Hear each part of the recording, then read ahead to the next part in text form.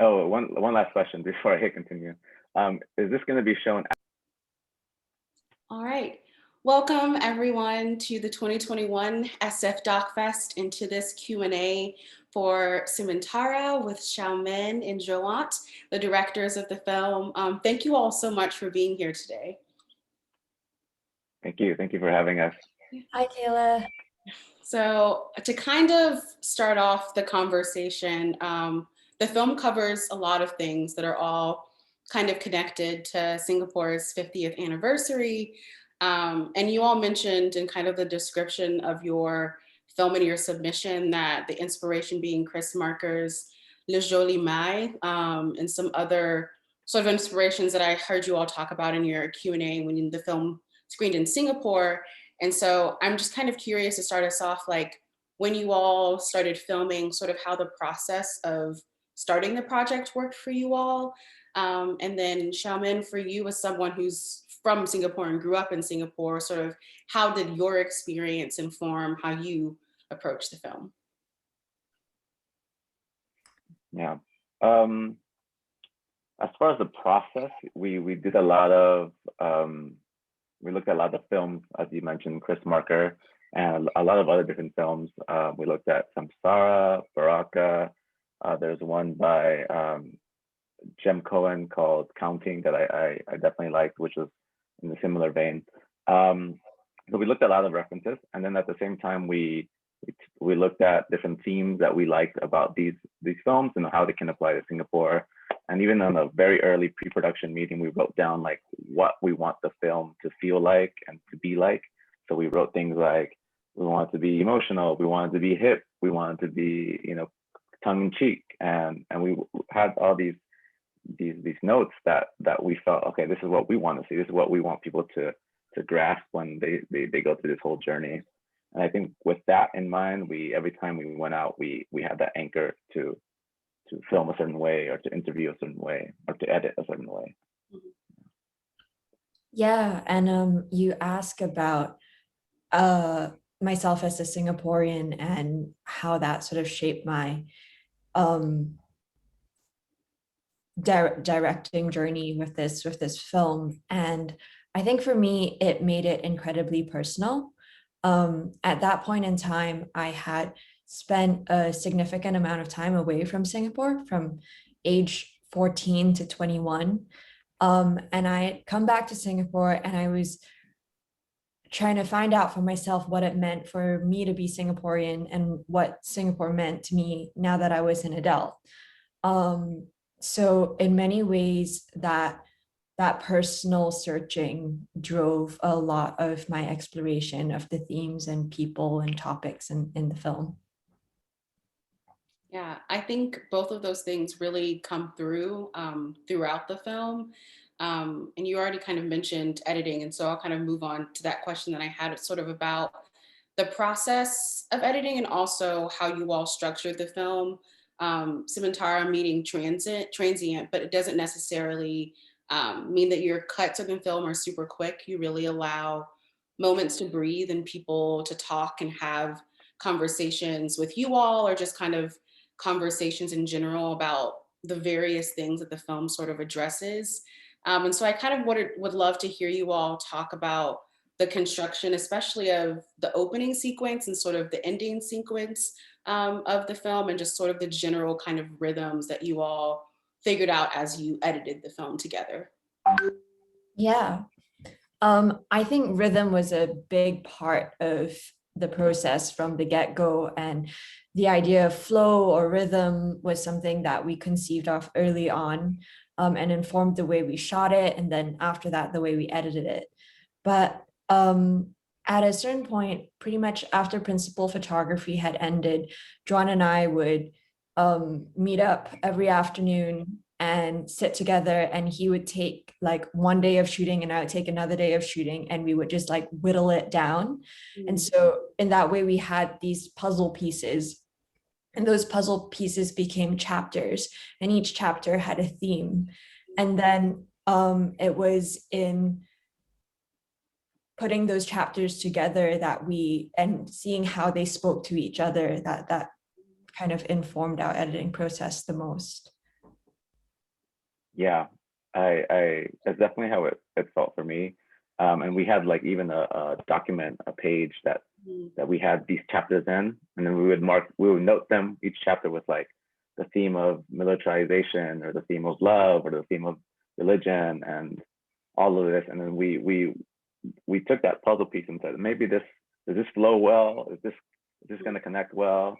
And maybe we break like this theme up into two parts. And so you have the theme of religion hinted at here, and then it comes back, you know, at the end of the film or towards the end of the film, and so on for different subjects as well. And I think for at least to your question of the opening part of the film, because that one we started putting I think we started to plant the seeds in certain ways, maybe some more subtle than others, but we wanted those seeds to eventually come back around and bloom in certain ways towards the end of the film, maybe in the middle of the film. So you can have one sequence or one symbol like a jet passing by in the very beginning, and even though we consistently hit you with that, there's a meaning to it at the end and what it all means to us.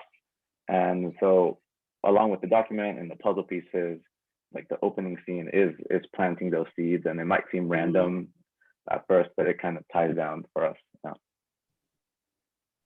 Yeah, I think I really got that sense now that I've seen it a couple times, and really getting a sense for the way that you all were putting things together, especially the opening sequence and that ending sequence, and kind of how they bookend each other in a really nice way. And so, kind of thinking about those themes, one of the questions that I had, you already kind of mentioned there's a lot of themes that you all explore, like the consideration of labor, religion, gender, and race. And there's a lot that we could talk about in regards to this, and you all feel free to pinpoint things that you maybe want to discuss. But there were two moments in particular that I found interesting, in particular militarization, sort of the way that you all explore that, because I don't think it's one that, you know, it's really overt in the interview with the soldiers when they're talking. And one of them talks about like don't leave it to the British to solve our problems. And then it kind of reappears later in those scenes in the airport where you see soldiers sort of milling about. And it's kind of like the constant sort of presence of militarization. And so I wanted to hear from you all in particular about maybe that theme, and sort of why, maybe in general, sort of the themes that you pinpointed on were the themes you were. And then I have a second question that's about a different theme, but if you all want to answer that first part. Yeah. So I'm not sure if everybody knows this, but Singapore is one of the few countries in the world where all males have to serve 2 years of national service, and you can't do a volunteer kind of route in lieu of that. Like you have to be in the army, and in that way the country is very militarized. Like 50% of our population, you know, has been part of a standing army. And but interestingly enough, it's something that I don't think gets discussed much in Singapore. Or it's not like, it's kind of like just the water we swim in. And so bringing attention to that is, I think, quite surprising for Singaporeans, because it seems so normal, and such a fact of life.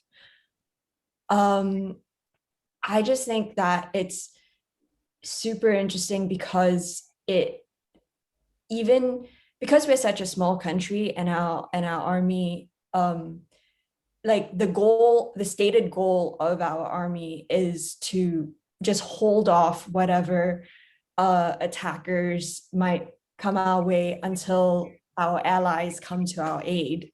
So it's a very humble goal in some sense. But our military spending is a large portion of our national budget every year. And it's not a conversation that Singaporeans tend to have. It's not, and so I guess we focused in the movie about the experience of it more than abstractly, you know, whether it's right or wrong, or but I think it forms like a deep part of the Singapore psyche. Mm. Yeah. Yeah, yeah, I agree with that. And just to add on, I think when you see, like you said, soldiers at the airport Mm. or jets passing by or tanks passing by, I think a lot of it, what at least what we're saying is it's like, here's a splash of water again to remind you of all of the things that Shaman just said. So it's a more of a symbolic thing for me, where if you live there, you do know that you always see something like that happening, and you might not think about it because you're so desensitized to it. But in film and the way we unroll this thread, maybe you do get that splash of water effect that, oh wow, I've been like missing that all the time. Yeah. Mhm. Yeah, it becomes like really invisible to sort of, Yeah. especially like here in the US, like having police in school, like that's something that I think is an element that like I think about it now and I'm like, why did we have a school officer? What was the purpose of that? So I think that's really interesting that you all are pointing that out. The other sort of thing that I wanted to pinpoint, and again, if there were other themes that you also want to talk about, please feel free to mention them, but is the conversation between the two men in the park, or I think it's a park, where the older man is talking about how he's lived through the period of like being a colonized country and then living through the 50 years of Singapore being its own place and own country.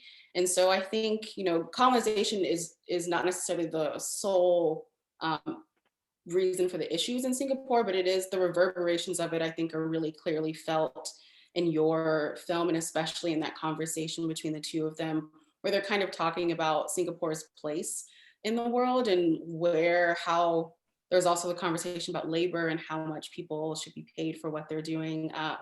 And so I think my question is sort of about like how you all thought about that in particular, the reverberations of being a country that was once a colony, and that's kind of a thread throughout the film, especially because it is the celebration of Singapore as a place and the celebration of the sort of multicultural place people that make up Singapore. So if you have any thoughts that you all would like to share on that, maybe that particular scene. Go ahead, Shaman. uh there's so many thoughts. I'm just taking a moment Yeah. to Yeah, gather mine. take your time. um it's really interesting experience being in Singapore because we have such a unique relationship to our colonial past. In many ways, it's celebrated, and we don't we don't really I don't feel like we hold our colonizers responsible for many of the, I guess in other ways, it wasn't the bloodiest of colonizations. I think our neighbors like the Dutch in Indonesia, or they had a much more violent colonization than we did. Mhm. I mean, this isn't in the film because it happened after we ended we stopped shooting. But last year we were celebrating the 200 years since Sir Stamford Raffles, who was the British man who kind of founded Singapore. And it it kind of got under my skin. It was a really interesting thing to, like, I guess in the same way that in the US there's a difficult history of celebrating Christopher Columbus, so I mean, the thing about Singapore is that because we've had so much prosperity, a lot of these questions are swept under the rug. And there is almost a sense that, like, why would you bring it up or disturb the peace, or like, why can't you just be thankful for what you have, you know? And I mean, gratitude's not the issue. There's a there's but understanding our own history and our own identity, especially for a place that is so young and has changed at such a rapid pace. I mean, just to put it into context, like in the 80s and 90s, Singapore's GDP growth was, you know, in the double digits. So it was literally not the same, you know, not the same country that my parents were born into. Um, I feel like I'm not arriving at a specific point here. It's okay. Because yeah, I think it has a lot to do with our what we think of as, you know, who we are as Singaporeans, we come from, and what made us, you know, who we are today. And there's kind of like a cost to pay for where we are now, and how willing are we to really examine that too closely. Yeah. And I think to add to that element, what they were discussing in that park, and just by the way, for viewers outside of Singapore or not from Singapore, that park is the only territory in Singapore that you can have these discussions or have a protest, if you will, or advocate for something publicly. So that's the only park. It's quite a small park, and that's why that gathering was happening there. Outside of that, you wouldn't be able to have those discussions. But to add to that element, a lot of them, what they were talking about, you know, they're discussing low wage jobs or low skilled jobs for Singaporeans, or should they be continuing for migrant workers? And so the migrant workers are from Indonesia, from the Philippines, and so on and so forth, and the neighboring countries. And so I think one element where, especially with that scene, is the scene after, what we show after, is, for me, it puts into play a conversation that's not had, is about the migrant workers, and show them on display and show them what they're about. And because these conversations between, as you saw, between those two men were just about themselves, and really there was no conversation where, or opportunity really, where migrant workers are able to talk about, you know, and discuss and join in and all of that. So we've purposely, again, it's back to the puzzle pieces of that scene wouldn't really be there if we didn't have the next scene, right? And so that jigged in just nicely. And so for me, that's why we tied it together, because of that conversation that migrant workers, domestic workers have such a hard time, and at the same time they're kind of window shopped, you know, like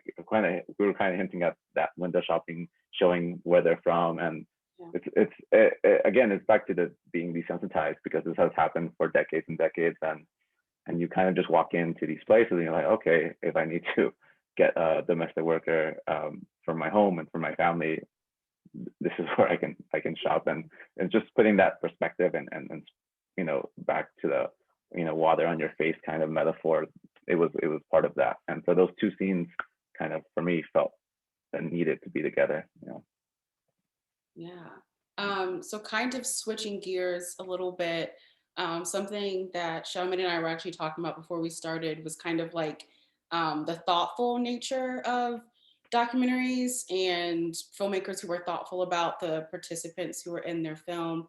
And that's an element of this film that I really like and appreciate. And so I'm very curious sort of about how you all met people, how that process worked, how much time did you sort of spend with them? Because the conversations they have are really, you know, honest and messy and really compelling. And so I'm just curious about how you sort of made them feel comfortable enough to share with you like that. And then also the element of hearing you all's voice throughout the film, asking questions and having conversations with people. Interestingly enough, most of those interviews, 95% of them were they were people that we met on the day of, just like minutes before the camera started rolling. We would usually, early on in our shooting, we would pick a place, a landmark or a neighborhood, a place we wanted to explore, and we would get there, shoot some B-roll, and kind of keep our eyes peeled for somebody we felt, might have an interesting perspective to share. And they weren't announcing that about themselves in any way. It was more just like our own intuition about it. And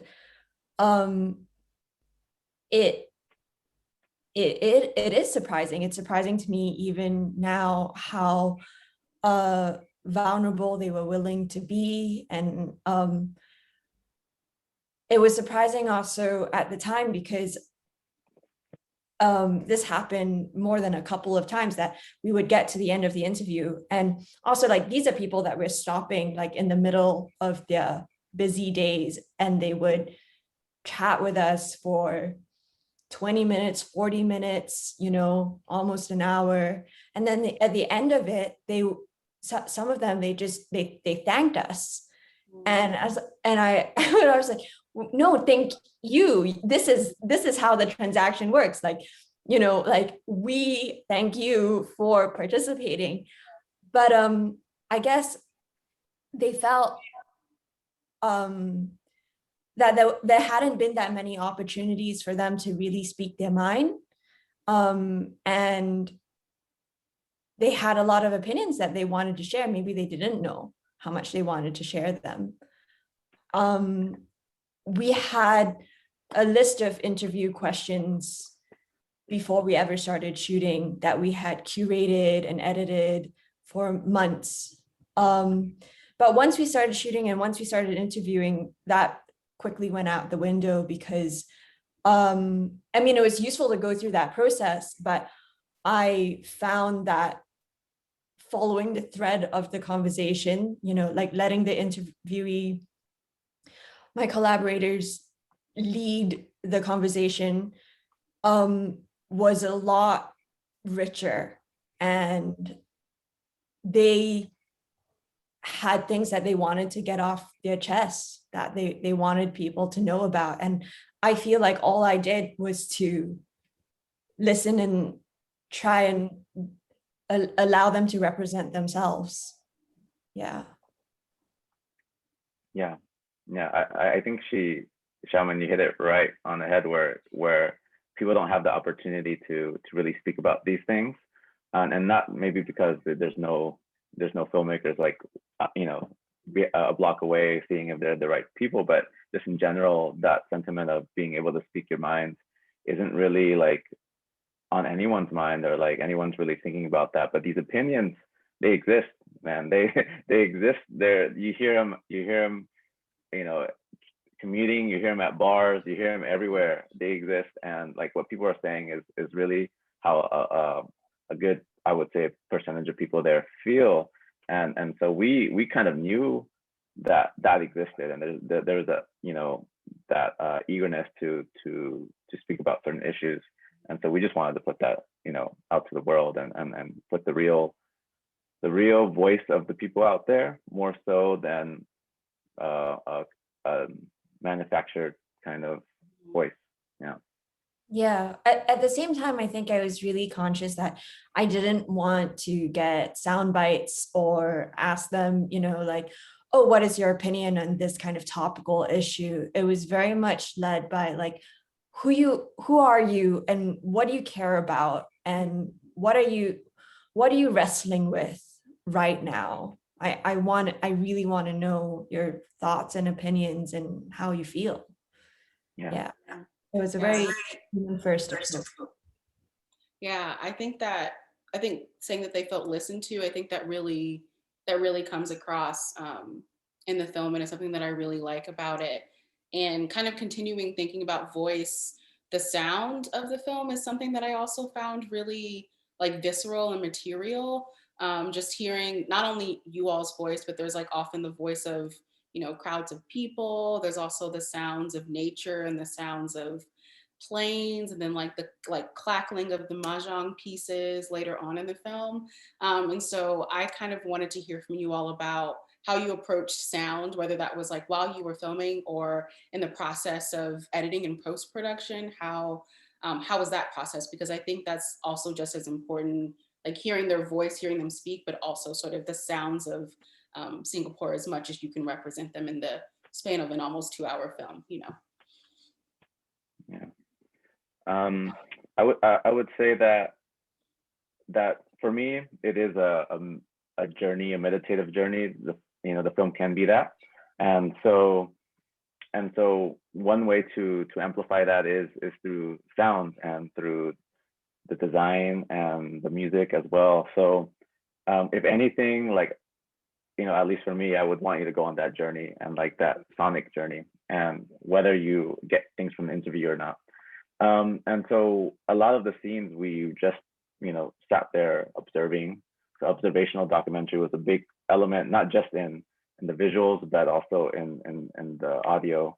And that I think is, sometimes we want people to be hypnotized, like a droning sound. I think in the Tai Pusan scene, people have said that along with the very visceral, the visions of needles poking through skin, like the sound was like amplifying all of that.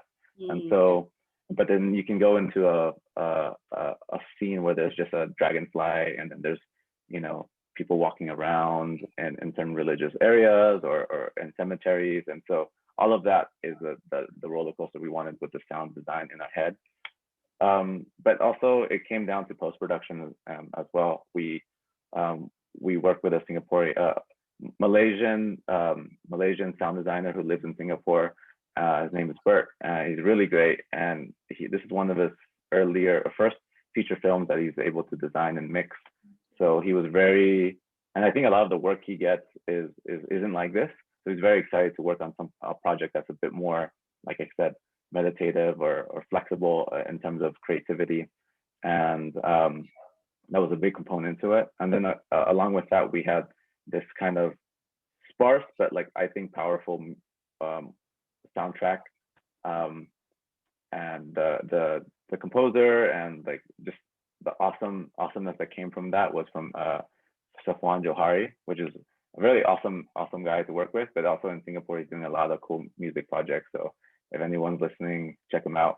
And yeah, so all of that came together and created this meditative piece. And I think that was a big part of it. It's 50% of the film, and that's what we wanted to hammer through. Yeah. Okay. I think I'll ask you one more question, and then I think we'll probably wrap up. But I am curious about the cinematography. I think something that I really appreciate, and that may not be a thing that everyone enjoys, is like feeling the presence of a person there behind the camera. And I think that's very clear throughout the film. Even though like it's not like you're imposing yourself into any of the scenes, but it's very clear that you're there and moving the camera in moments when it feels naturally and not cutting like out parts. So Joanne, I know that you shot the film, so I'm curious to hear from you about that, and how you approached the cinematography while you all were filming. Yeah, a lot of it was inspired by like films like Sans Soleil and La Jolie May as well, because a lot of the things that happen, the elements that come into play, are not necessarily the first elements you shoot. Mhm. Things kind of walk in. There's a cat that appears. This bus gets in the way. So that is something I really took away from those films and films that are similar to that.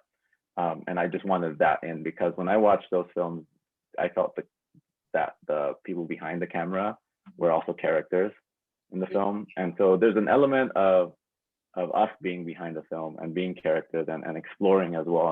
And I think, you felt it, and I think some people have felt that oh, we sense you guys. You're not there, but we sense you, and you're not this like polished. It's not a polished like look and like everything's set in stone. It's not like that, and you feel like this calculated cinematography. But for us, we wanted to have this warm, sometimes like look like wavering cinematography because we want it to be characters and showcase that we're not just, we're not just putting people in front of the camera and having them speak and that's it and we let them go. It's like we're there with you. Yeah, and that informs all of that. These elements inform how I wanted to approach cinematography. Yeah. Yeah, I think a warmth is a really good way of describing how it feels like watching the film. So I guess we'll probably end the Q&A here. Is there anything else about the film that you want to share for people who are watching, or maybe what you all are working on next? Nothing comes to mind. Those were some great questions. Thank you so much. In terms of what we're working on next, like John and I have kind of like very briefly discussed other ideas for, collaborations that we might do together. Maybe going outside the borders of Singapore, but anchoring ourselves in a different way. One stray thought was the idea of like using birthdays around the world as a similar anchor as Singapore was for Sementara, but then exploring birth and death and what it means to mark the passage of time, what it means to age. So that's a stray thought that's still very much early in development. And other than that, I'm producing a fiction, a narrative feature at the moment called The Plutonians, which is about the International Astronomical Union Conference when Pluto got demoted and got kicked out of the planet family. And that is totally incredibly different. It's a political satire. Should be a really fun ride. Yeah. Yeah, no, thank you so much. The questions were great, and like us thinking about the film in this way is always helpful and brings us down like memory lane sometimes. Yeah, so as what I'm working next, I'm writing some short films, some feature films as well, some narrative stuff that I want to get out there. That's kind of what I'm working on in terms of filmmaking on the, but I also do a bit of producing and things like that for companies and advertising, and so like I'm excited for some projects coming up in that space as well. But it's always like juggling different projects and seeing what we can get out there and creativity. So yeah, so that's about it. Great. Well, I'm really excited to see what both of you do next. The Plutonian sounds fascinating. I remember when Pluto was demoted. But thank you all so much for your time and for sharing your film with us. Thank you to everyone who's watching for watching this Q&A. And we hope you enjoy the film and enjoy the rest of the festival. Thank you. Thank Thanks you. for having Thank me. you. It was a pleasure. Thanks. Thanks.